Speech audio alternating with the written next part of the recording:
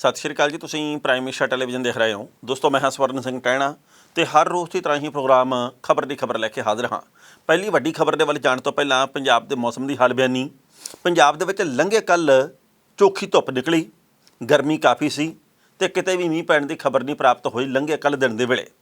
ਪਰ ਪੰਜਾਬ ਦੇ ਵਿੱਚ 3 ਦਿਨ ਰੁਕ ਕੇ ਜਿਹੜਾ ਮੀਂਹ ਪਿਆ ਉਹਦੇ ਕਰਕੇ ਕਈ ਥਾਵਾਂ ਦੇ ਉੱਤੇ ਨੁਕਸਾਨ ਬਹੁਤ ਹੋਇਆ। ਪੂਰੇ ਪੰਜਾਬ ਦੇ ਵਿੱਚ ਰੁਕ ਕੇ ਮੀਂਹ ਪੈਂਦਾ ਰਿਹਾ, ਪਰ ਸਭ ਤੋਂ ਵੱਧ ਪਿਆ ਮਾਲਵੇ ਦੇ ਵਿੱਚ, ਤੇ ਮਾਲਵੇ ਦੇ ਵਿੱਚੋਂ ਸਭ ਤੋਂ ਵੱਧ ਪਿਆ ਫਾਜ਼ਿਲਕਾ, ਫਿਰੋਜ਼ਪੁਰ ਤੇ ਮੁਕਤਸਰ ਸਾਹਿਬ ਜ਼ਿਲ੍ਹਿਆਂ ਦੇ ਵਿੱਚ। ਤੇ ਸਭ ਤੋਂ ਵੱਧ ਨੁਕਸਾਨ ਵੀ ਇੱਥੇ ਫਸਲਾਂ ਦਾ ਹੋਇਆ ਤੇ ਬਾਕੀ ਕੰਮਾਂ ਕਾਜਾਂ ਦਾ ਵੀ, ਕਿਉਂਕਿ ਹੁਣ ਤੱਕ ਦੀ ਜਿਹੜੀ ਜਾਣਕਾਰੀ ਮਿਲੀ ਹੈ ਉਹਦੇ ਮੁਤਾਬਕ 1.25 ਲੱਖ ਏਕੜ ਤੋਂ ਵੱਧ ਫਸਲ ਪ੍ਰਭਾਵਿਤ ਹੋਈ ਹੈ। ਖੇਤਾਂ ਦੇ ਵਿੱਚ ਗੋਡੇ ਲੱਖ ਤੱਕ ਪਾਣੀ ਫਿਰਦਾ। 300 ਤੋਂ ਵੱਧ ਪਿੰਡਾਂ ਦੇ ਵਿੱਚ ਜਿਹੜੀ ਫਸਲ ਆ ਉਹ ਬਹੁਤ ਵੱਡੇ ਪੱਧਰ ਤੇ ਬਰਬਾਦ ਹੋਈ ਹੈ, ਜਿਹਦੇ ਕਰਕੇ ਹੁਣ ਕਿਸਾਨਾਂ ਦੇ ਵੱਲੋਂ ਸਰਕਾਰ ਦੇ ਕੋਲੋਂ ਮਦਦ ਮੰਗੀ ਗਈ ਹੈ। ਰਾਜਾ ਵੜਿੰਗ ਜਿਹੜੇ ਕਿ ਪੰਜਾਬ ਪ੍ਰਦੇਸ਼ ਕਾਂਗਰਸ ਕਮੇਟੀ ਦੇ ਪ੍ਰਧਾਨ ਹੈ, ਉਹਨਾਂ ਨੇ 35,000 ਰੁਪਈਆ ਪ੍ਰਤੀ ਏਕੜ ਦੇ ਹਿਸਾਬ ਨਾਲ ਕਿਸਾਨਾਂ ਵਾਸਤੇ ਮੁਆਵਜ਼ਾ ਮੰਗਿਆ। ਇਹ ਕਿੰਨਾ ਕੁ ਮਿਲਦਾ ਕਿੰਨਾ ਕੁ ਨਹੀਂ ਇਹਦੇ ਬਾਰੇ ਅਸੀਂ ਕੁਝ ਕਹਿ ਨਹੀਂ ਸਕਦੇ, ਸਰਕਾਰ ਦਾ ਕੰਮ ਹੈ। ਪਰ ਬੇਨਤੀ ਇਹ ਹੈ ਵੀ ਜਦੋਂ ਸਾਨੂੰ ਨੁਕਸਾਨ ਦਿਸ ਰਿਹਾ ਤਾਂ ਤੁਰੰਤ ਫੁਰਤੀ ਦੇ ਨਾਲ ਇਹ ਮੁਆਵਜ਼ਾ ਮਿਲਣਾ ਚਾਹੀਦਾ, ਕਿਉਂਕਿ ਕਿਸਾਨ ਨੇ ਪੈਸੇ ਖਰਚ ਕੇ ਅਗਲੀ ਫਸਲ ਬੀਜਣ ਦੀ ਤਿਆਰੀ ਕਰਨੀ ਹੈ। ਜਿਹੜੀ ਬਰਬਾਦ ਹੋਗੀ ਉਹ ਤਾਂ ਹੋਗੀ, ਪਰ ਇਹ ਹੈ ਵੀ ਹੁਣ ਜਦੋਂ ਖੇਤਾਂ ਦੇ ਵਿੱਚੋਂ ਪਾਣੀ ਨਿਕਲ ਜੂਗਾ, ਜਦੋਂ ਖੇਤਾਂ 'ਚੋਂ ਪਾਣੀ ਸੁੱਕ ਜੂਗਾ ਜਾਂ ਬਾਹਰ ਕੱਢ ਦਿੱਤਾ ਜਾਊਗਾ, ਨਾਲ ਦੀ ਨਾਲ ਹੀ ਆਪਦੀ ਅਗਲੀ ਫਸਲ ਦੀ ਤਿਆਰੀ ਕਰਨੀ ਪੈਣੀ ਹੈ। ਕਿਉਂਕਿ ਇਸ ਵੇਲੇ ਇਹ ਪਤਾ ਨਹੀਂ ਲੱਗਦਾ ਵੀ ਚਾਰਾ ਕਿੱਥੇ ਸੀ, ਝੋਨਾ ਕਿੱਥੇ ਲਾਇਆ ਸੀ, ਸਬਜ਼ੀ ਕਿੱਥੇ ਸੀ। ਕਹਿਣ ਦਾ ਭਾਵ ਇਹ ਵੀ ਜਦੋਂ ਲੱਖ ਪਾਣੀ ਫਿਰਦਾ ਹੋਊਗਾ ਤੇ ਫਿਰ ਪਤਾ ਲੱਗਣਾ ਕਾਹਦਾ। ਸੋ ਇਸ ਕਰਕੇ ਬੇਨਤੀ ਇਹ ਆ ਵੀ ਵੱਧ ਤੋਂ ਵੱਧ ਤੇ ਜਲਦ ਤੋਂ ਜਲਦ ਮੁਆਵਜ਼ਾ ਕਿਸਾਨਾਂ ਨੂੰ ਜਾਰੀ ਕੀਤਾ ਜਾਵੇ, ਕਿਉਂਕਿ ਆਮ ਤੌਰ ਦੇ ਉੱਤੇ ਹੁਣ ਤੱਕ ਦੀਆਂ ਸਰਕਾਰਾਂ ਕੀ ਕਰਦੀਆਂ ਸੀ, ਬਹੁਤ ਜਲਦ ਅਸੀਂ ਗਰਦੌਰੀਆਂ ਕਰਵਾਵਾਂਗੇ। ਕਦੇ ਕਨਗੋ, ਕਦੇ ਪਟਵਾਰੀ, ਕਦੇ ਤਹਿਸੀਲਦਾਰ ਜਾਂਦੇ ਹੁੰਦੇ ਸੀਗੇ ਖੇਤਾਂ ਦੇ ਵਿੱਚ, ਫਿਰ 6 ਮਹੀਨੇ ਗਰਦੌਰੀਆਂ ਚੱਲਦੀਆਂ ਸੀ, ਫਿਰ ਅੱਗੇ ਰਿਪੋਰਟ ਜਾਂਦੀ ਸੀ, ਫਿਰ ਪਤਾ ਨਹੀਂ ਕਿਹੜੇ ਜਨਮ ਦੇ ਵਿੱਚ ਖਾਤੇ ਦੇ ਵਿੱਚ 4 ਛਿਲੜ ਆਉਂਦੇ ਸੀਗੇ। ਐਤਕੀ ਇਹ ਸਭ ਕੁਝ ਨਾ ਹੋਵੇ, ਇਹਦੀ ਅਸੀਂ ਕਾਮਨਾ ਕਰਦੇ ਹਾਂ। ਮੌਸਮ ਵਿਭਾਗ ਨੇ ਗੱਲ ਕਹੀ ਹੈ ਕਿ ਆਉਂਦੇ 24 ਘੰਟਿਆਂ ਦੇ ਵਿੱਚ ਪੰਜਾਬ ਦੇ ਵਿੱਚ ਮੌਸਮ ਸਾਫ਼ ਰਹਿਣ ਦੀ ਆਸ ਹੈ। ਪਰ ਹਾਂ, ਇਹ ਗੱਲ ਜ਼ਰੂਰ ਹੈ ਵੀ 48 ਘੰਟਿਆਂ ਬਾਅਦ ਪੰਜਾਬ ਦੇ ਵਿੱਚ ਕਈ ਹਿੱਸਿਆਂ ਦੇ ਵਿੱਚ ਫਿਰ ਮੀਂਹ ਪੈਣ ਦੀ ਸੰਭਾਵਨਾ ਹੈਗੀ ਆ। ਹੁਣ ਜਿਹੜੀ ਪਹਿਲੀ ਵੱਡੀ ਖਬਰ ਹੈ ਉਹ ਹੈਗੀ ਆ ਸਿਮਰਨਜੀਤ ਸਿੰਘ ਮਾਨ, ਜਿਹੜੇ ਕਿ ਸੰਸਦ ਮੈਂਬਰ ਨੇ ਸੰਗਰੂਰ ਤੋਂ, ਉਹਨਾਂ ਦੇ ਨਾਲ ਜੁੜੀ ਹੋਈ, ਕਿਉਂਕਿ ਪਿਛਲੇ ਕਈ ਦਿਨਾਂ ਤੋਂ ਉਹਨਾਂ ਦੇ ਨਾਲ ਜੁੜੇ ਹੋਏ ਵਿਵਾਦ ਲਗਾਤਾਰ ਅੱਗੇ ਤੋਂ ਅੱਗੇ ਵੱਧ ਰਹੇ ਆ। ਲੰਘੇ ਕੱਲ੍ਹ ਉਹਨਾਂ ਨੇ ਲੋਕ ਸਭਾ ਦੇ ਮੈਂਬਰ ਦੇ ਤੌਰ ਦੇ ਉੱਤੇ ਸਹੁੰ ਚੁੱਕ ਲਈ ਹੈ। 1999 ਦੇ ਵਿੱਚ ਮਾਨ ਸਾਹਿਬ ਨੇ ਕਿਰਪਾਨ ਦੇ ਮਾਮਲੇ ਦੇ ਉੱਤੇ ਲੋਕ ਸਭਾ ਦੇ ਵਿੱਚ ਜਾਣਾ ਠੀਕ ਨਹੀਂ ਸੀ ਸਮਝਿਆ, ਕਿਉਂਕਿ ਅੰਦਰ ਲਿਜਾਣ ਦੀ ਆਗਿਆ ਨਹੀਂ ਸੀ ਕਿਰਪਾਨ, ਤੇ ਬਿਨਾਂ ਕਿਰਪਾਨ ਤੋਂ ਉਹ ਅੰਦਰ ਜਾਣਾ ਠੀਕ ਨਹੀਂ ਸੀ ਸਮਝਦੇ। ਉਹਨਾਂ ਨੇ ਉਸ ਵਕਤ ਸਟੈਂਡ ਲਿਆ ਸੀ, ਪਰ ਕੱਲ੍ਹ ਉਹ ਬਿਨਾਂ ਕਿਰਪਾਨ ਤੋਂ ਅੰਦਰ ਗਏ ਆ। ਉਹਨਾਂ ਦੇ ਵੱਲੋਂ ਸਹੁੰ ਚੁੱਕੀ ਗਈ ਹੈ ਤੇ ਆਪਣੇ ਹਲਕੇ ਦੇ ਸਾਰੇ ਮਸਲੇ ਹੱਲ ਕਰਨ ਦਾ ਦਾਅਵਾ ਤੇ ਵਾਅਦਾ ਵੀ ਕੀਤਾ ਗਿਆ। ਉਸ ਤੋਂ ਅਗਲੀ ਗੱਲ ਇਹ ਆ ਵੀ ਜਿਹੜੀ ਸ਼ਹੀਦ ਭਗਤ ਸਿੰਘ ਨੂੰ ਅੱਤਵਾਦੀ ਕਹਿਣ ਵਾਲੀ ਗੱਲ ਹੈ, ਇਸ ਮਾਮਲੇ ਦੇ ਉੱਤੇ ਲਗਾਤਾਰ ਮਾਹੌਲ ਗਰਮ ਹੋਇਆ ਪਿਆ। ਹਾਲਾਂਕਿ ਪੱਤਰਕਾਰ ਮਾਨ ਸਾਹਿਬ ਨੂੰ ਇਹ ਪੁੱਛਦੇ ਆ ਵੀ ਕੀ ਕਹਿਣਾ ਚਾਹੋਗੇ ਤੁਸੀਂ ਇਸ ਮਸਲੇ ਦੇ ਉੱਤੇ। ਆਮ ਆਦਮੀ ਪਾਰਟੀ ਕਹਿੰਦੀ ਵੀ ਮਾਨ ਹੋਰੀ ਮਾफ़ੀ ਮੰਗਣ, ਉਹ ਕਹਿੰਦੇ ਵੀ ਮੈਂ ਮਾफ़ੀ ਕਿਉਂ ਮੰਗਾ, ਮਾफ़ੀ ਮੰਗਣ ਆਮ ਆਦਮੀ ਪਾਰਟੀ ਵਾਲੇ। ਪੱਤਰਕਾਰ ਕਹਿੰਦੇ ਉਹ ਕਿਉਂ, ਉਹ ਕਹਿੰਦੇ ਵੀ ਰਾਘਵ ਚੱਡਾ ਨੂੰ ਦਿੱਲੀ ਵਾਲੇ ਨੂੰ ਪੰਜਾਬ ਦੇ ਰਾਸ਼ਟਰੀ ਰਾਜ ਸਭਾ ਦਾ ਮੈਂਬਰ ਬਣਾ ਲਿਆ, ਕਮੇਟੀਆਂ ਦਾ ਚੇਅਰਮੈਨ ਬਣਾਈ ਜਾਂਦੇ ਆ। ਮਤਲਬ ਇਹ ਆ ਵੀ ਗੱਲ ਹਰ ਪਾਸੇ ਇੱਕ ਤੋਂ ਦੂਜੇ ਤੋਂ ਤੀਜੇ ਥਾਂ ਤੱਕ ਮੋੜ ਕੱਟ ਰਹੀ ਹੈ। ਪਰ ਲੋਕਾਂ ਦਾ ਕਹਿਣਾ ਇਹ ਆ ਵੀ ਸਿਮਰਨਜੀਤ ਸਿੰਘ ਮਾਨ ਹੋਰੀ ਜਿਹੜੇ ਮਸਲੇ ਕਰਕੇ ਜਿੱਤੇ ਆ, ਜਿਹੜੀ ਗੱਲ ਕਰਕੇ ਜਿੱਤੇ ਆ, ਉਸ ਮਸਲੇ ਦਾ ਹੱਲ ਕਰਨਾ ਚਾਹੀਦਾ। ਸੰਗਰੂਰ ਦੇ ਲੋਕਾਂ ਦੇ ਮਸਲੇ ਹੱਲ ਕਰਨੇ ਚਾਹੀਦੇ ਆ। ਤੇ ਜਿਹੜੀ ਗੱਲ ਆਪਾਂ ਮੈਨੀਫੈਸਟੋ ਦੇ ਵਿੱਚ ਜਾਂ ਉੱਦਾਂ ਜ਼ੁਬਾਨੀ ਕਲਾਮੀ ਨਹੀਂ ਸੀ ਕੀਤੀ, ਆਪਾਂ ਉਹਦੇ ਉੱਤੇ ਕੋਈ ਇਹੋ ਜਿਹੀ ਟਿੱਪਣੀ ਨਾ ਕਰੀਏ ਜਿਹਦੇ ਕਰਕੇ ਇਸ ਵੇਲੇ ਵਿਵਾਦ ਪੈਦਾ ਹੋਇਆ। ਸ਼ਹੀਦ ਭਗਤ ਸਿੰਘ ਸਾਡਾ ਮਾਣ ਆ, ਸ਼ਹੀਦ ਭਗਤ ਸਿੰਘ ਦੀ ਅਸੀਂ ਕਦਰ ਕਰਦੇ ਹਾਂ, ਬਾਕੀ ਸ਼ਹੀਦਾਂ ਦਾ ਸਤਿਕਾਰ ਕਰਦੇ ਹਾਂ, ਇਹ ਕਰਨਾ ਵੀ ਚਾਹੀਦਾ। ਸ਼ਹੀਦਾਂ ਦੇ ਸੁਪਨੇ ਦਾ ਸਮਾਜ ਕਿਸੇ ਨੇ ਸਿਰਜਿਆ ਨਹੀਂ, ਇਹਦੇ ਬਾਰੇ ਆਪਾਂ ਜਾਣਦੇ ਹਾਂ। ਪਰ ਮਾਨ ਸਾਹਿਬ ਨੂੰ ਹੋਰ ਬਹੁਤ ਸਾਰੇ ਮੁੱਦਿਆਂ ਦੇ ਉੱਤੇ ਵਿਚਾਰ ਚਰਚਾ ਕਰਨੀ ਚਾਹੀਦੀ ਹੈ, ਪਰ ਇਸ ਮਸਲੇ ਦੇ ਉੱਤੇ ਵਿਵਾਦ ਨਹੀਂ ਪੈਦਾ ਕਰਨਾ ਚਾਹੀਦਾ। ਇੱਕ ਮੈਂ ਹੋਰ ਬੇਨਤੀ ਕਰਨੀ ਚਾਹੁੰਦਾ, ਕੁਝ ਕੁ ਲੋਕ ਭੜਕਾਹਟ ਦੇ ਵਿੱਚ ਆ ਕੇ ਗਾਲ ਦੁੱਪੜ ਦੀ ਵਰਤੋਂ ਕਰ ਰਹੇ ਆ, ਉਹ ਵੀ ਬਿਲਕੁਲ ਗਲਤ ਗੱਲ ਹੈ। ਲੰਘੇ ਕੱਲ੍ਹ 1-2 ਬੰਦਿਆਂ ਨੇ ਇਹ ਗੱਲ ਕਹੀ ਕਿ ਮਾਨ ਸਾਹਿਬ ਦੀ ਪੱਗ ਲਾਹੁਣ ਵਾਲੇ ਨੂੰ ਅਸੀਂ 5 ਲੱਖ ਰੁਪਈਆ ਦੇਵਾਂਗੇ, ਇਹ ਵੀ ਮੂਰਖਤਾ ਵਾਲੀ ਗੱਲ ਹੈ। ਇੱਕ ਜਣੇ ਨੇ ਇਹ ਗੱਲ ਕਹੀ ਕਿ ਸਿਮਰਨਜੀਤ ਸਿੰਘ ਮਾਨ ਦਾ ਮੂੰਹ ਕਾਲਾ ਕਰਨ ਵਾਲੇ ਨੂੰ 2 ਲੱਖ ਰੁਪਈਆ ਦੇਵਾਂਗੇ, ਇਹ ਵੀ ਲੱਖ ਦੀ ਲਾਹਨਤ ਵਾਲੀ ਗੱਲ ਹੈ। ਅਸੀਂ ਵਿਚਾਰਧਾਰਕ ਤੌਰ ਦੇ ਉੱਤੇ ਅਸਹਿਮਤ ਹਾਂ, ਆਲੋਚਨਾ ਕਰਨ ਦਾ ਪੂਰਾ ਹੱਕ ਹੈ, ਪਰ ਬਲਦੀ ਦੇ ਉੱਤੇ ਇਸ ਤਰੀਕੇ ਨਾਲ ਤੇਲ ਪਾਉਣ ਦਾ ਕੰਮ ਨਹੀਂ ਕਰਨਾ ਚਾਹੀਦਾ। ਇਹ ਇਕੱਲੇ ਪੰਜਾਬ ਦੇ ਵਿੱਚ ਨਹੀਂ, ਸਗੋਂ ਪੂਰੇ ਭਾਰਤ ਦੇ ਵਿੱਚ ਇਹੋ ਜਿਹੇ ਬਹੁਤ ਸਾਰੇ ਲੋਕ ਆ ਵੀ ਜਿਹੜੇ ਅੱਗ ਲਾਈ ਤੇ ਆਪ ਕੰਧ ਦੇ ਉੱਤੇ ਚੜ੍ਹ ਜਾਂਦੇ ਆ। ਕੋਈ ਕਹਿ ਦਿੰਦਾ ਵੀ ਜੇਕਰ ਪਦਮਾਵਤ ਫਿਲਮ ਦੇ ਵਿੱਚ ਕੰਮ ਕਰਨ ਵਾਲੀ ਹੀਰੋਇਨ ਆ ਜਿਹੜੀ ਉਹਦਾ ਸਿਰ ਵੱਢ ਕੇ ਲਿਆਓਗੇ ਕਰੋੜ ਰੁਪਈਆ ਦੇਵਾਂਗੇ। ਕੋਈ ਕਹਿ ਦਿੰਦਾ ਫਲਾਣੇ ਦੇ ਉੱਤੇ ਤੁਸੀਂ ਐਂ ਕਰੋਗੇ ਸਿਆਹੀ ਸੁੱਟੋਗੇ ਇੰਨੇ ਪੈਸੇ ਦੇ ਦੇਵਾਂਗੇ। ਇਹ ਲੋਕ ਇਸ ਵਕਤ ਭੜਕੇ ਹੋਏ ਮਾਹੌਲ ਨੂੰ ਹੋਰ ਭੜਕਾਉਣਾ ਚਾਹੁੰਦੇ ਆ। ਬੇਨਤੀ ਇਹ ਆ ਵੀ ਮਾਨ ਸਾਹਿਬ ਹੋਵੇ ਜਾਂ ਕੋਈ ਵੀ ਹੋਰ, ਉਹ ਵੀ ਤਹਿਜ਼ੀਬ ਦੇ ਨਾਲ ਤਰਕ ਦੇ ਨਾਲ ਬੋਲਣ, ਤੇ ਜਿਹੜੇ ਲੋਕਾਂ ਨੇ ਵਿਰੋਧਤਾ ਕਰਨੀ ਹੈ ਤੇ ਉਹ ਵੀ ਵਿਰੋਧ ਤਰੀਕੇ ਤੇ ਤਰਕ ਦੇ ਨਾਲ ਹੋਣਾ ਚਾਹੀਦਾ। ਇਹ ਨਹੀਂ ਵੀ ਤੁਸੀਂ ਹਿੰਸਕ ਵਰਤਾਰੇ ਦੀ ਗੱਲ ਕਰੋ, ਤੁਸੀਂ ਪੱਗ ਦੀ ਗੱਲ ਕਰਨ ਲੱਗ ਜਾਓ ਵੀ ਪੱਗ ਲਾਉਣੀ ਆ। ਇਹ ਤਾਂ ਸ਼ਰਮਨਾਕ ਗੱਲਾਂ ਹੈਗੀਆਂ, ਮੂਰਖਮਤੀ ਦੀਆਂ ਗੱਲਾਂ। ਇੰਨੀ ਕੁ ਅਕਲ ਆਪਦੇ ਘਰ ਦੇ ਵਿੱਚ ਰੱਖਣੀ ਚਾਹੀਦੀ ਹੈ। ਇੱਦਾਂ ਦੀਆਂ ਗੱਲਾਂ ਦਾ ਪ੍ਰਚਾਰ ਨਹੀਂ ਹੋਣਾ ਚਾਹੀਦਾ। ਪਹਿਲਾਂ ਗੱਲ ਕਰਦੇ ਹਾਂ ਵੀ ਮਾਨ ਸਾਹਿਬ ਨੇ ਜਿਹੜੇ ਉਹਨਾਂ ਦੇ ਵੱਲੋਂ ਕੱਲ੍ਹ ਕਿਵੇਂ ਸਹੁੰ ਚੁੱਕੀ ਗਈ ਹੈ, ਤੇ ਫਿਰ ਇਹ ਗੱਲ ਸਾਂਝੀ ਕਰਾਂਗੇ ਕਿ ਸਿਮਰਨਜੀਤ ਸਿੰਘ ਮਾਨ ਦੇ ਨਾਨਾ ਜੀ ਅਰੂੜ ਸਿੰਘ ਦੇ ਬਾਬਤ ਕਿਹੜਾ ਵਿਵਾਦ ਪੈਦਾ ਹੋਇਆ ਤੇ ਮਾਨ ਹੋਰਾਂ ਨੇ ਉਹਦੇ ਮੁਤਲਕ ਕੀ ਉੱਤਰ ਦਿੱਤਾ। ਪਹਿਲਾਂ ਵੇਰਵਾ ਫਿਰ ਟਿੱਪਣੀ। ਸੰਗਰੂਰ ਦੇ ਨਵੇਂ ਚੁਣੇ ਗਏ ਸੰਸਦ ਮੈਂਬਰ ਸਿਮਰਨਜੀਤ ਸਿੰਘ ਮਾਨ ਨੇ ਲੰਘੇ ਕੱਲ੍ਹ ਸਹੁੰ ਚੁੱਕ ਲਈ ਹੈ। ਲੋਕ ਸਭਾ ਸਪੀਕਰ ਓਮ ਬਿਰਲਾ ਦੇ ਆਫਿਸ ਦੇ ਵਿੱਚ ਉਹਨਾਂ ਨੂੰ ਸਹੁੰ ਚੁਕਾਈ ਗਈ। ਸਿਮਰਨਜੀਤ ਮਾਨ ਨੇ ਭਾਰਤੀ ਸੰਵਿਧਾਨ ਦੀ ਸਹੁੰ ਚੁੱਕੀ। ਮਾਨ ਖਾਲਿਸਤਾਨ ਸਮਰਥਕ ਨੇ, ਪਰ ਇਸ ਵਾਰ ਉਹਨਾਂ ਨੇ ਹੱਥ ਦੇ ਵਿੱਚ ਕਿਰਪਾਨ ਨਹੀਂ ਦੇਖੀ ਗਈ। 1999 ਦੇ ਵਿੱਚ ਉਹਨਾਂ ਨੇ ਸੰਸਦ ਦੇ ਅੰਦਰ ਕਿਰਪਾਨ ਲਿਜਾਣ ਦੀ ਜ਼ਿੱਦ ਪੂਰੀ ਨਾ ਹੋਣ ਦੇ ਉੱਤੇ ਸੰਸਦ ਮੈਂਬਰ ਦਾ ਅਹੁਦਾ ਹੀ ਛੱਡ ਦਿੱਤਾ ਸੀ। ਮਾਨ ਨੇ ਇਸ ਦੌਰਾਨ ਸੰਗਰੂਰ ਦੇ ਵਿੱਚ ਵਿਕਾਸ ਕਰਾਉਣ ਦਾ ਭਰੋਸਾ ਦਿੱਤਾ। ਹਾਲ ਹੀ ਦੇ ਵਿੱਚ ਉਹਨਾਂ ਹਰਿਆਣਾ ਦੇ ਕਰਨਾਲ ਜਾ ਕੇ ਸ਼ਹੀਦ ਭਗਤ ਸਿੰਘ ਨੂੰ ਅੱਤਵਾਦੀ ਕਹਿ ਦਿੱਤਾ ਸੀ, ਜਿਸ ਤੋਂ ਬਾਅਦ ਉਹਨਾਂ ਦੇ ਬਿਆਨ ਦੇ ਉੱਤੇ ਘਮਸਾਨ ਬੜੇ ਵੱਡੇ ਤਰੀਕੇ ਤੇ ਮਚਿਆ ਹੋਇਆ। ਸਿਮਰਨਜੀਤ ਮਾਨ ਨੂੰ ਲੈ ਕੇ ਇਸ ਵਾਰ ਵੀ ਚਰਚਾ ਸੀ ਕਿ ਜੇਕਰ ਵੱਡੀ ਕਿਰਪਾਨ ਲਿਜਾਣ ਦੀ ਉਹਨਾਂ ਨੂੰ ਆਗਿਆ ਨਾ ਮਿਲੀ ਤਾਂ ਸ਼ਾਇਦ ਉਹ ਸਹੁੰ ਨਹੀਂ ਚੁੱਕਣਗੇ। ਹਾਲਾਂਕਿ ਮਾਨ ਖੁਦ ਇਸ ਗੱਲ ਦਾ ਖੰਡਨ ਕਰ ਚੁੱਕੇ ਨੇ। ਉਹਨਾਂ ਦਾ ਕਹਿਣਾ ਕਿ ਇਸ ਨਾਲ ਸਿੱਖਾਂ ਦਰਮਿਆਨ ਕਨਫਿਊਜ਼ਨ ਪੈਦਾ ਕੀਤੀ ਜਾ ਰਹੀ ਹੈ। ਉਹ ਸੰਸਦ ਦੇ ਵਿੱਚ ਜਾਣਗੇ ਤੇ ਸਰਕਾਰ ਦਾ ਅਸਲ ਮੁੱਦਿਆਂ ਦੇ ਨਾਲ ਸਾਹਮਣਾ ਕਰਨਗੇ। ਸਹੁੰ ਚੁੱਕਣ ਤੋਂ ਪਹਿਲਾਂ ਵੀ ਉਹਨਾਂ ਨੇ ਕਿਹਾ ਸੀ ਕਿ ਕਿਰਪਾਨ ਲਿਜਾਣ ਦੀ ਕੋਸ਼ਿਸ਼ ਕਰਨਗੇ ਤੇ ਜੇਕਰ ਨਹੀਂ ਲਿਜਾਣ ਦੇਣਗੇ ਤਾਂ ਇਹ ਸਿੱਖਾਂ ਦੇ ਉੱਤੇ ਜ਼ੁਲਮ ਹੋਏਗਾ। ਸਿਮਰਨਜੀਤ ਮਾਨ ਇਸ ਵਕਤ ਭਗਤ ਸਿੰਘ ਨੂੰ ਅੱਤਵਾਦੀ ਕਹਿਣ ਤੇ ਘਿਰੇ ਹੋਏ ਨੇ। ਆਮ ਆਦਮੀ ਪਾਰਟੀ ਲਗਾਤਾਰ ਉਹਨਾਂ ਦੇ ਕੋਲੋਂ ਮਾਫੀ ਦੀ ਮੰਗ ਕਰ ਰਹੀ ਹੈ। ਆਮ ਆਦਮੀ ਪਾਰਟੀ ਦਾ ਕਹਿਣਾ ਕਿ ਸ਼ਹੀਦ ਭਗਤ ਸਿੰਘ ਦੀ ਕੁਰਬਾਨੀ ਦੇ ਰਾਹੀਂ ਮਿਲੇ ਹੋਏ ਵੋਟਾਂ ਦੇ ਕਰਕੇ ਉਹ ਸੰਸਦ ਬਣੇ ਨੇ। ਦੂਜੇ ਪਾਸੇ ਉਹ ਭਗਤ ਸਿੰਘ ਨੂੰ ਅੱਤਵਾਦੀ ਕਹਿ ਰਹੇ ਨੇ। ਕਾਂਗਰਸ ਦਾ ਕਹਿਣਾ ਕਿ ਸੰਸਦ ਮੈਂਬਰ ਚੁਣੇ ਜਾਣ ਤੋਂ ਬਾਅਦ ਇਹਨਾਂ ਨੂੰ ਹੁਣ ਹੱਦ ਦੇ ਵਿੱਚ ਰਹਿਣਾ ਚਾਹੀਦਾ। ਇਸ ਖਬਰ ਦੇ ਉੱਤੇ ਟਿੱਪਣੀ ਕਰ ਰਿਹਾ ਦੋਸਤੋ, ਪਹਿਲੀ ਗੱਲ ਤਾਂ ਅਸੀਂ ਕਹਾਂਗੇ ਸਿਮਰਨਜੀਤ ਸਿੰਘ ਮਾਨ ਇੱਕ ਉਮਰਦਰਾਜ ਨੇਤਾ, ਸਤਿਕਾਰ ਕਰਦੇ ਹਾਂ ਸਭ ਦਾ। ਉਹਨਾਂ ਨੂੰ ਲੋਕਾਂ ਨੇ ਚੁਣਿਆ, ਕਿਉਂ ਚੁਣਿਆ ਆਪਾਂ ਜਾਣਦੇ ਹਾਂ। ਜਿਸ ਤਰੀਕੇ ਨਾਲ ਦੀਪ ਸਿੱਧੂ ਤੇ ਸਿੱਧੂ ਮੂਸੇਵਾਲਾ ਦੀ ਮੌਤ ਤੋਂ ਬਾਅਦ ਯੂਥ ਦੇ ਮਨ ਦੇ ਵਿੱਚ, ਨੌਜਵਾਨ ਵਰਗ ਦੇ ਮਨ ਦੇ ਵਿੱਚ ਉਦਾਸੀ ਆਈ ਤੇ ਸਰਕਾਰ ਦੇ ਪ੍ਰਤੀ ਹਰਖ ਦੀ ਭਾਵਨਾ, ਇਹਦੇ ਕਰਕੇ ਬਹੁਤ ਵੱਡੇ ਪੱਧਰ ਦੇ ਉੱਤੇ ਵੋਟ ਉਹਨਾਂ ਨੂੰ ਪਈ ਹੈ। ਨਹੀਂ ਤਾਂ ਮਾਨ ਸਾਹਿਬ ਆਪ ਹੀ ਗੱਲ ਕਹਿੰਦੇ ਹੁੰਦੇ ਸੀ ਕਿ ਸਿੱਖ ਕੌਮ ਮੈਨੂੰ ਵੋਟ ਪਾਉਂਦੀ ਨਹੀਂ ਗੀ, ਸਿੱਖ ਕੌਮ ਸਿਰਫ ਗੱਲਾਂ ਕਰਦੀ ਹੈ, ਮੇਰੇ ਹੱਕ ਦੇ ਵਿੱਚ ਵੋਟ ਨਹੀਂ ਪਾਉਂਦੀ, ਜਿਹਦੇ ਕਰਕੇ ਮੈਂ ਹਾਰ ਜਾਂਦਾ। ਪਰ ਐਤਕੀ ਉਹਨਾਂ ਨੂੰ ਜਿਤਾ ਦਿੱਤਾ ਇਸੇ ਸਿੱਖ ਕੌਮ ਨੇ, ਤੇ ਦੋ ਨੌਜਵਾਨਾਂ ਦੀ ਮੌਤ ਦੇ ਕਰਕੇ ਉਹਨਾਂ ਦੇ ਪੱਖ ਦੇ ਵਿੱਚ ਬਹੁਤ ਵੱਡੇ ਪੱਧਰ ਤੇ ਵੋਟ ਬੈਂਕ ਗਿਆ। ਇਸ ਗੱਲ ਨੂੰ ਭੁੱਲਣਾ ਨਹੀਂ ਚਾਹੀਦਾ। ਕੋਈ ਹੋਰ ਚਮਤਕਾਰ ਨਹੀਂ ਹੋਇਆ, ਇਹ ਉਹਨਾਂ ਦੋ ਨੌਜਵਾਨਾਂ ਦੀ ਮੌਤ ਦੇ ਕਰਕੇ, ਕਤਲ ਦੇ ਕਰਕੇ ਨੌਜਵਾਨ ਵਰਗ ਦਾ ਹਰਖ ਸੀਗਾ। ਤੇ ਹਰਖ ਦੇ ਰੂਪ ਦੇ ਵਿੱਚ ਉਹ 3 ਮਹੀਨਿਆਂ ਬਾਅਦ ਆਮ ਆਦਮੀ ਪਾਰਟੀ ਤੋਂ ਪਰੇ ਹੋ ਕੇ ਤੇ ਉਹ ਸਿਮਰਨਜੀਤ ਮਾਨ ਦੇ ਹੱਕ ਦੇ ਵਿੱਚ ਭੁਗਤੇ ਆ। ਪਰ ਜੇਕਰ ਮਾਨ ਸਾਹਿਬ ਇਹ ਚਾਹੁੰਦੇ ਆ ਕਿ ਭਵਿੱਖ ਦੇ ਵਿੱਚ ਵੀ ਸਾਡੀ ਪਾਰਟੀ ਨੂੰ ਵੋਟਾਂ ਪੈਂਦੀਆਂ ਰਹਿਣ, ਜੇਕਰ ਉਹ ਚਾਹੁੰਦੇ ਆ ਕਿ 2024 ਦੇ ਵਿੱਚ ਵੀ ਚਮਤਕਾਰੀ ਨਤੀਜੇ ਆਉਣ, ਜੇਕਰ ਉਹ ਚਾਹੁੰਦੇ ਆ ਕਿ ਪਾਰਟੀ ਦੀ ਭੱਲ ਬਣੀ ਰਵੇ, ਤਾਂ ਉਹਨਾਂ ਨੂੰ ਆਪਣੇ ਬਿਆਨਾਂ ਦੇ ਤੌਰ ਤਰੀਕੇ ਬਦਲਣੇ ਪੈਣਗੇ। ਇਹ ਗੱਲ ਬੜੀ ਸਾਫ਼ ਤੇ ਸਪਸ਼ਟ ਹੈ। ਮਾਨ ਸਾਹਿਬ ਦਾ ਸਤਿਕਾਰ ਕਰਦੇ, ਸਭ ਦਾ ਸਤਿਕਾਰ ਕਰਦੇ, ਅਸੀਂ ਬਜ਼ੁਰਗ ਨੇ। ਪਰ ਗੱਲ ਇਹ ਆ ਵੀ ਜਦੋਂ ਉਹਨਾਂ ਦੇ ਹੁਣ ਨਾਨੇ ਦੇ ਉੱਤੇ ਗੱਲ ਆਈ, ਅਰੂੜ ਸਿੰਘ ਦੇ ਉੱਤੇ, ਤਾਂ ਉਹਨਾਂ ਦੇ ਵੱਲੋਂ ਇੱਕ ਤਰਕ ਦਿੱਤਾ ਗਿਆ, ਉਹਨਾਂ ਨੇ ਸਫਾਈ ਦਿੱਤੀ ਹੈ। ਕਿਉਂਕਿ ਲਗਾਤਾਰ ਇਹ ਖਬਰਾਂ ਆ ਰਹੀਆਂ ਕਿ ਇਹਨਾਂ ਦੇ ਨਾਨਾ ਜੀ ਦੇ ਵੱਲੋਂ ਜਨਰਲ ਡਾਇਰ ਨੂੰ ਸਰੋਪਾ ਭੇਟ ਕੀਤਾ ਗਿਆ ਸੀ ਉਦੋਂ ਜਦੋਂ ਕਿ 13 ਅਪ੍ਰੈਲ 1919 ਨੂੰ ਜਲਿਆਂਵਾਲੇ ਬਾਗ ਦੇ ਵਿੱਚ ਕਿੰਨਾ ਵੱਡਾ ਕਾਂਡ ਵਾਪਰਿਆ। ਉਸ ਤੋਂ ਬਾਅਦ ਕਿਉਂ ਸਰੋਪਾ ਦਿੱਤਾ ਗਿਆ, ਇੱਦਾਂ ਦੀਆਂ ਸਵਾਲਨੁਮਾ ਗੱਲਾਂ ਉੱਠੀਆਂ।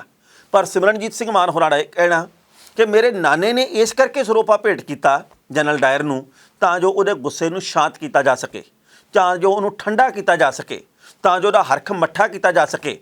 ਕਿਉਂਕਿ ਉਸ ਵਕਤ ਦੇ ਖਾਲਸਾ ਕਾਲਜ ਦੇ ਅੰਗਰੇਜ਼ ਪ੍ਰਿੰਸੀਪਲ ਨੇ ਮੇਰੇ ਨਾਨਾ ਜੀ ਨੂੰ ਇਹ ਗੱਲ ਕਹੀ ਸੀ ਕਿ ਜਨਰਲ ਡਾਇਰ ਬਹੁਤ ਕੱਬਾ ਤੇ ਬੜਾ ਗੁੱਸੇ ਦੇ ਵਿੱਚ ਹੈ, ਉਹ ਬੜਾ ਹਰਖ ਦੇ ਵਿੱਚ ਹੈ, ਉਹਨੂੰ ਸ਼ਾਂਤ ਕਰ ਲਓ, ਨਹੀਂ ਤਾਂ ਉਹਨੇ ਦਰਬਾਰ ਸਾਹਿਬ ਦੇ ਉੱਤੇ ਵੀ ਬੰਬਾਰੀ ਕਰਵਾ ਦੇਣੀ ਹੈ, ਸਿੱਖ ਕੌਮ ਦਾ ਬਹੁਤ ਵੱਡਾ ਨੁਕਸਾਨ ਹੋ ਜਾਣਾ।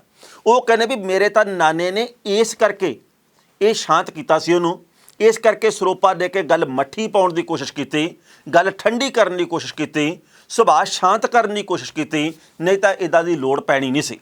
ਹੁਣ ਇਸ ਗੱਲ ਦੇ ਉੱਤੇ ਬਹੁਤ ਸਾਰੀਆਂ ਗੱਲਾਂ ਨਵੀਆਂ ਪੈਦਾ ਹੁੰਦੀਆਂ, ਅਸੀਂ ਉਸ ਪ੍ਰਸੰਗ ਦੇ ਵਿੱਚ ਨਹੀਂ ਜਾਂਦੇ। ਪਰ ਵਰਤਮਾਨ ਦੇ ਵਿੱਚ ਸਾਨੂੰ ਇਹ ਗੱਲ ਜ਼ਰੂਰ ਸੋਚਣੀ ਪਊਗੀ ਕਿ ਮੁੱਦੇ ਕਿਹੜੇ-ਕਿਹੜੇ ਆ।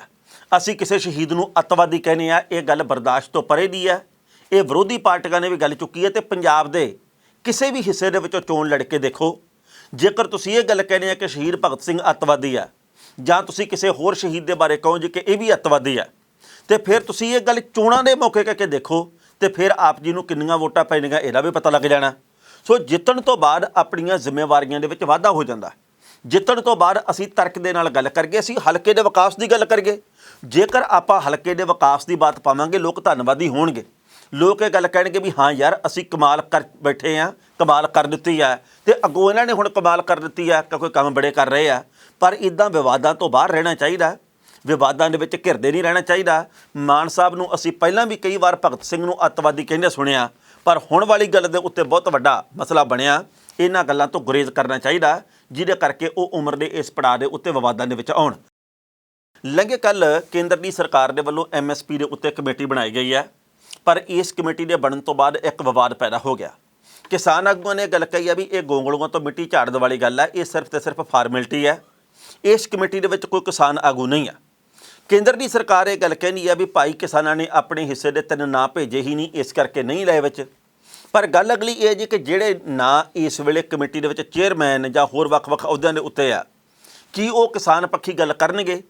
ਕਿਉਂਕਿ ਡਾਕਟਰ ਦਰਸ਼ਨਪਾਲ ਨੇ ਲੰਘੇ ਕੱਲ੍ਹ ਇਹ ਗੱਲ ਕਹੀ ਹੈ ਵੀ ਇਹ ਸਿਰਫ ਫਾਰਮੈਲਿਟੀ ਵਾਲੀ ਕਮੇਟੀ ਹੈ, ਇਹ ਸਿਰਫ ਆਪਣੇ ਵਿਚਾਰ ਪੇਸ਼ ਕਰ ਸਕਦੀ ਹੈ ਜਾਂ ਫਰਮਾਇਸ਼ ਕਰ ਸਕਦੀ ਹੈ, ਪਰ ਇਹ ਕੋਈ ਫੈਸਲਾ ਲੈਣ ਦੇ ਕਾਬਿਲ ਨਹੀਂ ਹੈਗੀ।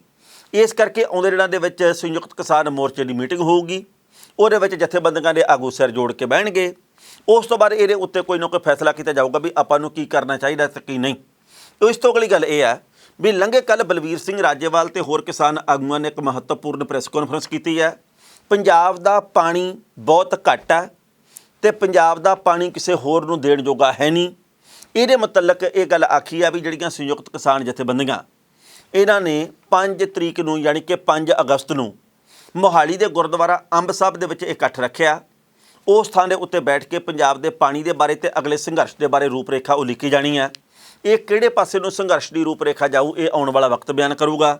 ਪਰ ਬੇਨਤੀ ਇਹ ਹੈ ਵੀ ਪੰਜਾਬ ਦੇ ਪਾਣੀ ਦੇ ਉੱਤੇ ਇਕੱਲੀ ਰਾਜਨੀਤੀ ਨਾ ਹੋਵੇ, ਪੰਜਾਬ ਦੇ ਪਾਣੀ ਦਾ ਮਸਲਾ ਵੀ ਹੱਲ ਹੋਵੇ। SYL ਦਾ ਮਸਲਾ ਹਾਲੇ ਤੱਕ ਹੱਲ ਨਹੀਂ ਹੋਇਆ, ਕਿੰਨੇ ਦਹਾਕੇ ਬੀਤ ਗਏ ਆ। ਪੰਜਾਬ ਦਾ ਪਾਣੀ ਜਾਣ ਨਹੀਂ ਦਿਆਂਗੇ, ਪੰਜਾਬ ਦਾ ਪਾਣੀ ਬੂੰਦ ਨਹੀਂ ਦਿਆਂਗੇ, ਪੰਜਾਬ ਦੇ ਪਾਣੀ ਨਾਲ ਇਹ ਨਹੀਂ ਕਰਾਂਗੇ, ਗੱਲਾਂ ਰਹਿ ਗਈਆਂ। ਇਹ ਚੋਣ ਗੱਲਾਂ, ਇਹ ਚੋਣ ਮੁੱਦਾ, ਇਸ ਮੁੱਦੇ ਦੇ ਵਿੱਚੋਂ ਕਦੇ ਕੁਝ ਹੋਰ ਨਤੀਜੇ ਦੇ ਰੂਪ ਦੇ ਵਿੱਚ ਗੱਲ ਨਿਕਲ ਕੇ ਨਹੀਂ ਸਾਹਮਣੇ ਆਈ। ਰਿਪੇਰੀਅਨ ਸਿਧਾਂਤ ਦੀ ਗੱਲ ਚੱਲਦੀ ਹੈ, ਵਾਰ-ਵਾਰ ਇਹ ਗੱਲ ਕਹੀ ਜਾਂਦੀ ਹੈ, ਬਿਲਕੁਲ ਠੀਕ ਹੈ। ਪਰ ਜਿਹੜੇ ਵੇਲੇ ਇਸ ਸਿਧਾਂਤ ਦੀਆਂ ਗੱਲਾਂ ਹੋਈਆਂ, ਜਿਹੜੇ ਵੇਲੇ ਪੰਜਾਬ ਦਾ ਪਾਣੀ ਹੋਰ ਸੂਬਿਆਂ ਨੂੰ ਦੇਣ ਦੀ ਗੱਲ ਚੱਲੀ, ਉਸ ਵੇਲੇ ਪੰਜਾਬ ਦੇ ਦਰਿਆਵਾਂ 'ਚ, ਪੰਜਾਬ ਦੀਆਂ ਨਦੀਆਂ ਵਿੱਚ ਕਿੰਨਾ ਪਾਣੀ ਸੀ ਤੇ ਅੱਜ ਪਾਣੀ ਕਿੰਨਾ ਕੁ, ਇਹਦਾ ਰਿਵਿਊ ਹੋਣਾ ਚਾਹੀਦਾ, ਇਹਦਾ ਸਰਵੇਖਣ ਹੋਣਾ ਚਾਹੀਦਾ। ਫਿਰ ਉਸ ਆਧਾਰ 'ਤੇ ਗੱਲ ਕਰਨੀ ਚਾਹੀਦੀ ਹੈ ਵੀ ਭਾਈ ਪੰਜਾਬ ਕਿਸੇ ਹੋਰ ਸੂਬੇ ਨੂੰ, ਕਿਸੇ ਹੋਰ ਥਾਂ ਨੂੰ ਪਾਣੀ ਦੇਣ ਜੋਗਾ ਹੈ ਕਿ ਨਹੀਂ। ਜਦੋਂ ਧਰਤੀ ਹੇਠਲਾ ਪਾਣੀ ਮੁੱਕਣ ਦੇ ਵੱਲ ਵਧ ਰਿਹਾ, ਨਦੀਆਂ ਜਿਹੜੀਆਂ, ਦਰਿਆ ਜਿਹੜੇ ਉਹ ਸੁੱਕਦੇ ਜਾ ਰਹੇ, ਮੁੱਕਦੇ ਜਾ ਰਹੇ ਆ, ਤੇ ਆਪਾਂ ਤਾਂ ਆਪ ਤਰਿਹਾਈ ਮਰਨ ਵਾਲੀ ਗੱਲ ਬਣੀ ਪਈ ਹੈ, ਤੇ ਆਪਾਂ ਕਿਸੇ ਨੂੰ ਪਾਣੀ ਕਿੱਥੇ ਦੇ ਸਕਦੇ? ਕੋਈ ਤਰਕ ਦੀ ਗੱਲ ਵੀ ਹੋਣੀ ਚਾਹੀਦੀ ਹੈ। ਪਹਿਲਾਂ ਇਸ ਰਿਪੋਰਟ ਦਾ ਵੇਰਵਾ ਸਾਂਝਾ ਕਰਦੇ ਹਾਂ ਤੇ ਫਿਰ ਕਰਾਂਗੇ ਟਿੱਪਣੀ। ਕੇਂਦਰ ਸਰਕਾਰ ਨੇ ਫਸਲਾਂ ਦੇ ਘੱਟੋ-ਘੱਟ ਸਮਰਥਨ ਮੁੱਲ ਯਾਨੀ ਕਿ MSP ਦੇ ਉੱਤੇ ਕਮੇਟੀ ਬਣਾ ਦਿੱਤੀ ਹੈ। ਇਸ ਚਿਰਾਂ ਤੋਂ ਉਡੀਕੀ ਜਾ ਰਹੀ ਕਮੇਟੀ ਦਾ ਚੇਅਰਮੈਨ ਸਾਬਕਾ ਖੇਤੀਬਾੜੀ ਸਕੱਤਰ ਸੰਜੇ ਅਗਰਵਾਲ ਨੂੰ ਬਣਾਇਆ ਗਿਆ। ਨੀਤੀ ਆਯੋਗ ਦੇ ਵੱਲੋਂ ਰਮੇਸ਼ ਚੰਦਰ ਇਹਦੇ ਮੈਂਬਰ ਹੋਣਗੇ। ਕਮੇਟੀ ਦੇ ਵਿੱਚ ਸੰਯੁਕਤ ਕਿਸਾਨ ਮੋਰਚੇ ਦੇ ਵੀ 3 ਮੈਂਬਰ ਸ਼ਾਮਲ ਹੋਣਗੇ। ਇਹਨਾਂ ਦੇ ਨਾਂ ਸੰਯੁਕਤ ਕਿਸਾਨ ਮੋਰਚੇ ਦੇ ਵੱਲੋਂ ਦਿੱਤੇ ਜਾਣ ਤੋਂ ਬਾਅਦ ਜੋੜੇ ਜਾਣਗੇ। ਹਾਲਾਂਕਿ ਸੰਯੁਕਤ ਕਿਸਾਨ ਮੋਰਚੇ ਨੇ ਕਮੇਟੀ ਨੂੰ ਨਕਾਰ ਦਿੱਤਾ। SKM ਯਾਨੀ ਕਿ ਸੰਯੁਕਤ ਕਿਸਾਨ ਮੋਰਚਾ ਦੇ ਨੇਤਾ ਡਾਕਟਰ ਦਰਸ਼ਨਪਾਲ ਨੇ ਕਿਹਾ ਕਿ ਇਹ ਕਮੇਟੀ ਖਾਸ ਤੌਰ ਦੇ ਉੱਤੇ MSP ਲਈ ਹੀ ਹੋਣੀ ਚਾਹੀਦੀ ਹੈ। ਇਸ ਕਮੇਟੀ ਦੇ ਵਿੱਚ ਕਈ ਹੋਰ ਚੀਜ਼ਾਂ ਵੀ ਜੋੜੀਆਂ ਗਈਆਂ ਨੇ। ਇਸ ਤੋਂ ਇਲਾਵਾ ਕਮੇਟੀ ਨੂੰ MSP ਦਾ ਕਾਨੂੰਨੀ ਹੱਕ ਦੇਣ ਦਾ ਅਧਿਕਾਰ ਹੋਣਾ ਚਾਹੀਦਾ। ਇਸ ਤੋਂ ਇਲਾਵਾ ਇਹ ਕਮੇਟੀ ਟਾਈਮ ਬਾਉਂਡ ਹੋਣੀ ਚਾਹੀਦੀ ਹੈ। ਇਹ ਕਮੇਟੀ ਅਸਰਦਾਰ ਨਹੀਂ, ਸਿਰਫ ਸੁਝਾਅ ਦੇਣ ਤੱਕ ਸੀਮਿਤ ਹੈ। ਉਹਨਾਂ ਨੇ ਕਿਹਾ ਕਿ ਸੰਯੁਕਤ ਕਿਸਾਨ ਮੋਰਚੇ ਦੀ ਮੀਟਿੰਗ ਸੱਦ ਕੇ ਇਹਦੇ ਉੱਤੇ ਅੰਤਲਾ ਫੈਸਲਾ ਕੀਤਾ ਜਾਵੇਗਾ। ਕੇਂਦਰ ਸਰਕਾਰ ਦੇ ਵੱਲੋਂ 3 ਖੇਤੀ ਕਾਨੂੰਨ ਵਾਪਸ ਲੈ ਜਾਣ ਤੋਂ ਬਾਅਦ ਦਿੱਲੀ ਦੇ ਬਾਰਡਰ ਦੇ ਉੱਤੇ ਚੱਲ ਰਹੇ ਕਿਸਾਨ ਅੰਦੋਲਨ ਨੂੰ ਖਤਮ ਕਰਨ ਵਕਤ ਸਰਕਾਰ ਤੇ ਸੰਯੁਕਤ ਕਿਸਾਨ ਮੋਰਚੇ ਦਰਮਿਆਨ MSP ਨੂੰ ਕਾਨੂੰਨੀ ਦਰਜਾ ਦੇਣ ਦੇ ਮੁੱਦੇ ਦੇ ਉੱਤੇ ਕਮੇਟੀ ਬਣਾਉਣ ਨੂੰ ਲੈ ਕੇ ਸਹਿਮਤੀ ਬਣੀ ਸੀ। ਹਾਲਾਂਕਿ ਸੰਯੁਕਤ ਕਿਸਾਨ ਮੋਰਚੇ ਨੇ ਕਮੇਟੀ ਦੇ ਮੁੱਢਲੇ ਰੂਪ ਦੀ ਜਾਣਕਾਰੀ ਨਾ ਦਿੱਤੇ ਜਾਣ ਤੇ ਕਮੇਟੀ ਸ਼ਾਮਲ ਕਰਨ ਦੇ ਲਈ ਕਿਸਾਨ ਨੇਤਾਵਾਂ ਦੇ ਨਾਂ ਸਰਕਾਰ ਨੂੰ ਨਹੀਂ ਭੇਜੇ। ਕੇਂਦਰ ਸਰਕਾਰ ਵੱਲੋਂ ਜਾਰੀ ਗਜਟ ਨੋਟੀਫਿਕੇਸ਼ਨ ਦੇ ਮੁਤਾਬਕ ਭਾਰਤੀ ਆਰਥਿਕ ਵਿਕਾਸ ਸੰਸਥਾ ਦੇ ਨਾਲ ਡਾਕਟਰ CS ਸ਼ੇਖਰ ਤੇ IIM ਅਹਿਮਦਾਬਾਦ ਦੇ ਡਾਕਟਰ ਸੁਖਪਾਲ ਸਿੰਘ ਨੂੰ ਬਤੌਰ ਖੇਤੀਬਾੜੀ ਅਰਥ ਸ਼ਾਸਤਰੀ ਇਸ ਕਮੇਟੀ 'ਚ ਸ਼ਾਮਲ ਕੀਤਾ ਗਿਆ। ਇਹਦੇ ਵਿੱਚ ਨੈਸ਼ਨਲ ਲੈਵਲ ਦੇ ਪੁਰਸਕਾਰ ਜੇਤੂ ਕਿਸਾਨ ਦੇ ਤੌਰ ਦੇ ਉੱਤੇ ਭਾਰਤ ਭੂਸ਼ਣ ਤਿਆਗੀ ਨੂੰ ਸ਼ਾਮਲ ਕੀਤਾ ਗਿਆ। ਇਸ ਖਬਰ ਦੇ ਉੱਤੇ ਟਿੱਪਣੀ ਕਰਦੇ ਦੋਸਤੋ ਪਹਿਲੀ ਗੱਲ ਤਾਂ ਅਸੀਂ ਕਹਾਂਗੇ, ਜਿਸ ਤਰੀਕੇ ਦੇ ਨਾਲ MSP ਦੀ ਕਮੇਟੀ ਦੀ ਹੁਣ ਤੱਕ ਉਡੀਕ ਹੋਈ ਹੈ, ਇਹ ਬੜੀ ਅਚੰਭਤ ਕਰਨ ਵਾਲੀ ਗੱਲ ਹੈ। ਤੁਸੀਂ ਦੇਖੋ ਵੀ ਕਿੰਨਾ ਲੰਮਾ ਸਮਾਂ ਹੋ ਗਿਆ ਕਿਸਾਨ ਅੰਦੋਲਨ ਨੂੰ ਸਮਾਪਤ ਕਰਵਾਇਆ। ਮੈਂ ਤਾਂ ਕਹਿੰਦਾ ਵੀ ਸਰਕਾਰ ਨੇ ਕਿਹਾ ਸੀ ਵੀ ਤੁਸੀਂ ਇੱਥੋਂ ਸਾਰਾ ਸਮਾਨ ਆਪਣਾ ਚੱਕ ਕੇ ਲੈ ਜਾਓ, ਅਸੀਂ ਤੁਹਾਡੀਆਂ ਮੰਗਾਂ ਜਿਹੜੀਆਂ ਉਹ ਵਾਜਬ ਮੰਗਾਂ ਮੰਨਾਂਗੇ। ਤੇ ਲਿਖਤੀ ਰੂਪ ਦੇ ਵਿੱਚ ਗੱਲ ਹੋਈ ਸੀ ਤੇ ਉਸ ਤੋਂ ਬਾਅਦ ਵੀ ਸਰਕਾਰ ਆ ਜਿਹੜੀ ਉਹ ਪੂਰੇ ਪਰੇ ਗੱਲਾਂ ਕਰਦੀ ਰਹੀ, ਕਦੇ ਚੋਣਾਂ 'ਚ ਬਿਜ਼ੀ, ਕਦੇ ਇੱਧਰ ਬਿਜ਼ੀ, ਕਦੇ ਉੱਧਰ ਬਿਜ਼ੀ। ਪਰ ਕਿਸਾਨਾਂ ਨੇ ਇਹ ਗੱਲ ਕਹੀ ਸੀ ਕਿ ਜੇਕਰ ਸਾਡੇ ਨਾਲ ਕੀਤੇ ਹੋਏ ਵਾਅਦੇ ਪੂਰੇ ਨਾ ਕੀਤੇ ਗਏ ਤਾਂ ਅਸੀਂ ਇੱਕ ਵਾਰ ਫੇਰ ਭਾਰਤ ਭਰ ਦੀਆਂ ਰਾਸ਼ਟਰੀ ਸੜਕਾਂ ਦੇ ਉੱਤੇ ਬਹਿ ਜਾਣਾ ਤੇ ਫਿਰ ਨਾ ਸਰਕਾਰ ਕਵੇ ਜੀ ਕਿ ਇਹ ਉੱਠਦੇ ਨਹੀਂ। ਉਸ ਤੋਂ ਅਗਲੀ ਗੱਲ ਇਹ ਹੈ ਵੀ ਹੁਣ ਜਦੋਂ ਕਮੇਟੀ ਬਣਾ ਦਿੱਤੀ ਗਈ ਹੈ, ਇਹਦੇ ਵਿੱਚ ਕਿਸਾਨ ਆਗੂ ਹੈ ਨਹੀਂਗੇ। ਇਹ ਕਿਸਾਨ ਆਗੂ ਆਉਂਦੇ ਦਿਨਾਂ ਦੇ ਵਿੱਚ ਆਪਣੇ ਕਦੋਂ ਨਾਂ ਪੇਸ਼ ਕਰਦੇ ਆ, ਕਿ ਉਹ ਨਾਂ ਵਿੱਚ ਸ਼ਾਮਲ ਹੁੰਦੇ ਜਾਂ ਨਹੀਂ, ਇਹ ਵਕਤ ਦੱਸੂਗਾ।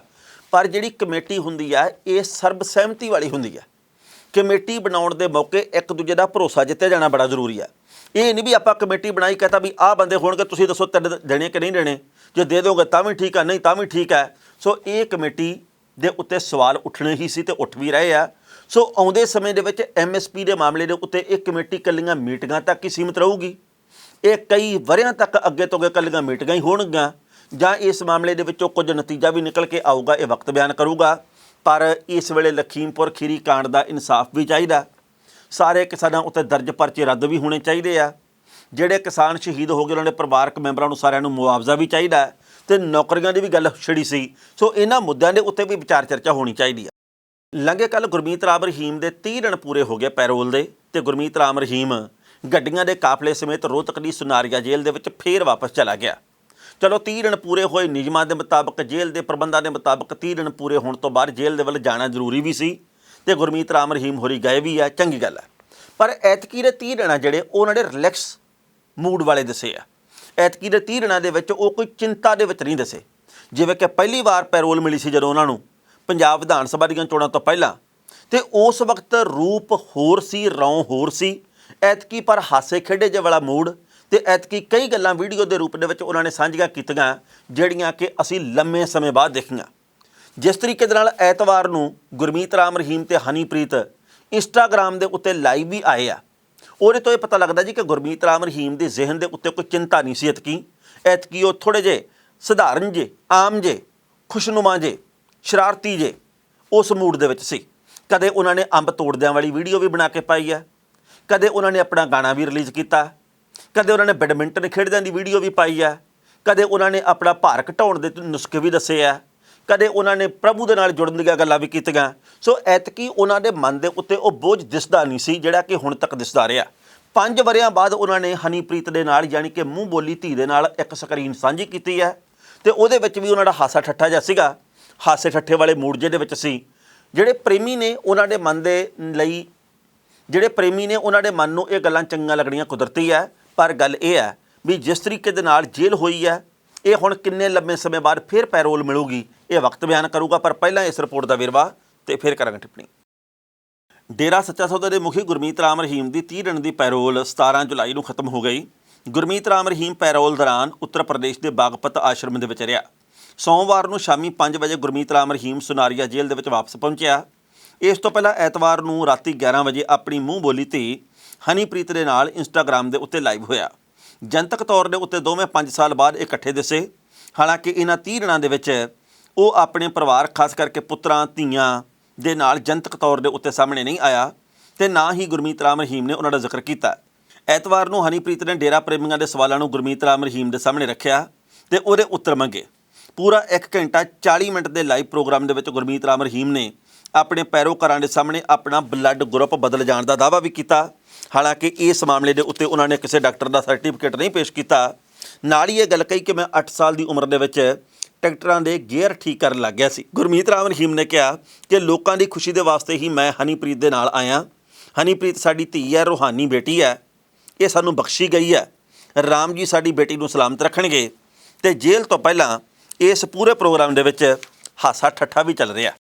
ਇਸ ਖਬਰ ਦੇ ਉੱਤੇ ਟਿੱਪਣੀ ਕਰਦੇ ਦੋਸਤੋ ਪਹਿਲੀ ਗੱਲ ਤਾਂ ਇਹ ਕਹਾਂਗੇ ਕਿ ਜਿਸ ਤਰੀਕੇ ਦੇ ਨਾਲ ਗੁਰਮੀਤ ਰਾਮ ਰਹੀਮ ਨੂੰ ਪੈਰੋਲ ਮਿਲੀ ਹੈ ਜਾਂ ਮਿਲਣ ਦੀ ਸੰਭਾਵਨਾ ਭਵਿੱਖ ਦੇ ਵਿੱਚ ਵੀ ਹੈ, ਉਹਦੇ ਨਾਲ ਸਵਾਲ ਹੈ ਕਿ ਇਹ ਪੈਦਾ ਹੁੰਦਾ ਵੀ ਚਲੋ ਗੁਰਮੀਤ ਰਾਮ ਰਹੀਮ ਦੇ ਉੱਤੇ ਇੰਨੇ ਵੱਡੇ ਸੰਗੀਨ ਇਲਜ਼ਾਮ ਦੋਸ਼ ਸਾਬਤ ਹੋਏ ਆ, ਕਿੰਨੀਆਂ ਵੱਡੀਆਂ ਸਜ਼ਾਵਾਂ, ਉਹਨੂੰ ਪੈਰੋਲ ਮਿਲ ਸਕਦੀ ਹੈ, ਤੇ ਜਿਹੜੇ ਬੰਦੀ ਸਿੰਘ ਆ ਉਹਨਾਂ ਦੇ ਬਾਬਤ ਸਰਕਾਰਾਂ ਦੇ ਵੱਲੋਂ ਸੋਚਿਆ ਕਿਉਂ ਨਹੀਂ ਜਾਂਦਾ।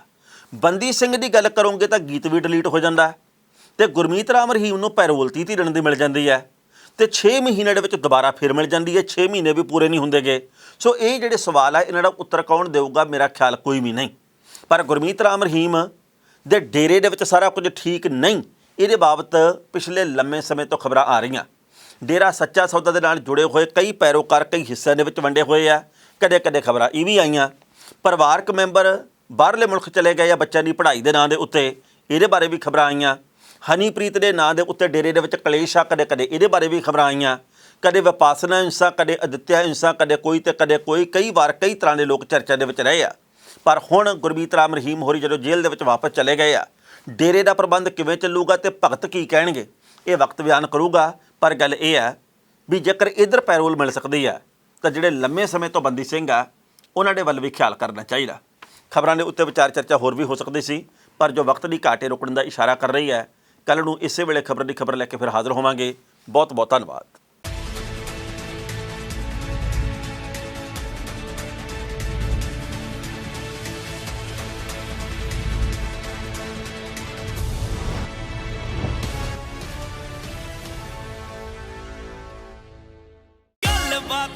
ਸਾਡਾ ਨੇਚਰ ਹੈ ਹਾਈ ਜੀ, ਜਿੰਨੇ ਵੀ ਸਟਾਰ ਸਾਰੇ ਕਹਿੰਦੇ ਬਾਈ ਬਾਈ ਜੀ। ਸਤਿ ਸ਼੍ਰੀ ਅਕਾਲ ਜੀ, ਮੈਂ ਤੁਹਾਡਾ ਆਪਣਾ ਗਿੱਪੀ ਗਰੇਵਾਲ ਤੇ ਤੁਸੀਂ ਦੇਖ ਰਹੇ ਹੋ ਪ੍ਰਾਈਮ ਏਸ਼ੀਆ ਟੀਵੀ, ਤੁਹਾਡਾ ਆਪਣਾ ਤੁਹਾਡੇ ਲਈ।